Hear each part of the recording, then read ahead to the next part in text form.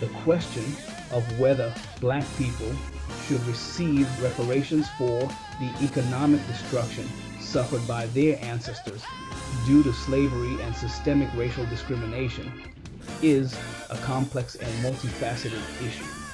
There are several perspectives and considerations to consider when exploring this topic.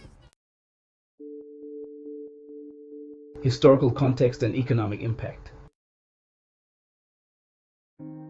The transatlantic slave trade and subsequent system of slavery in the United States forcibly brought millions of Africans to America, where they were subjected to inhumane conditions and stripped of their freedom and economic potential. Post-slavery, black Americans faced systemic discrimination through Jim Crow laws, redlining, segregation, and denial of access to education, healthcare, and economic opportunities. Economic disparities. The cumulative effect of these historical injustices has contributed to persistent economic disparities. Black Americans, on average, have significantly lower household wealth, income, and home ownership rates compared to white Americans. Long-term consequences. The wealth gap is not just a result of historical injustices, but is perpetuated by ongoing discrimination and socio-economic barriers. This affects the ability of black families to accumulate and pass down wealth across generations. Arguments for reparations.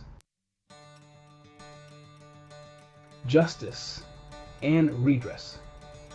Reparations are seen as a means to address historical injustices and provide a form of restitution for the immense suffering and economic disadvantages inflicted on black communities.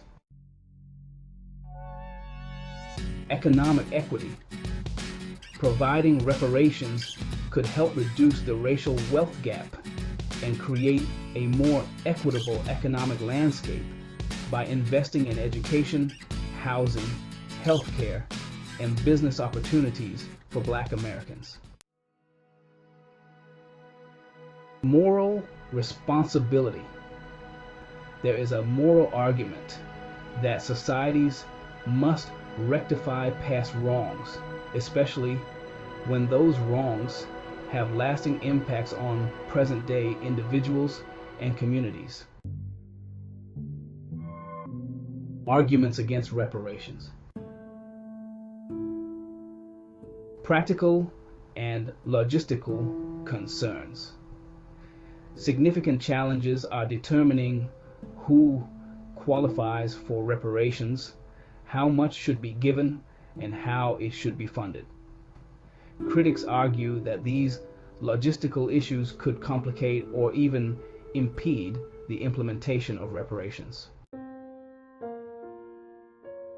Historical complexity. Some say that many other groups have suffered historical injustices and that it is difficult to determine who should receive reparations. This complexity can make designing a fair and adequate reparations program challenging. Focus on policy reform. Critics of reparations often suggest that efforts should focus on broader policy reforms aimed at reducing inequalities and improving opportunities for all disadvantaged groups, rather than singling out one group for financial compensation. Contemporary efforts and examples. Local and state initiatives. Some local governments and institutions have begun to implement reparations initiatives. For example, Evanston, Illinois, has created a reparations fund to address housing disparities. Academic and political support. The debate over reparations has gained traction in academic circles and among some political leaders. Studies and proposals have been put forward to explore how reparations could be effectively implemented. Conclusion: the question of reparations for Black Americans is deeply rooted in historical injustices and current socio-economic realities. It involves complex consideration of justice, economic equity, and practical implementation.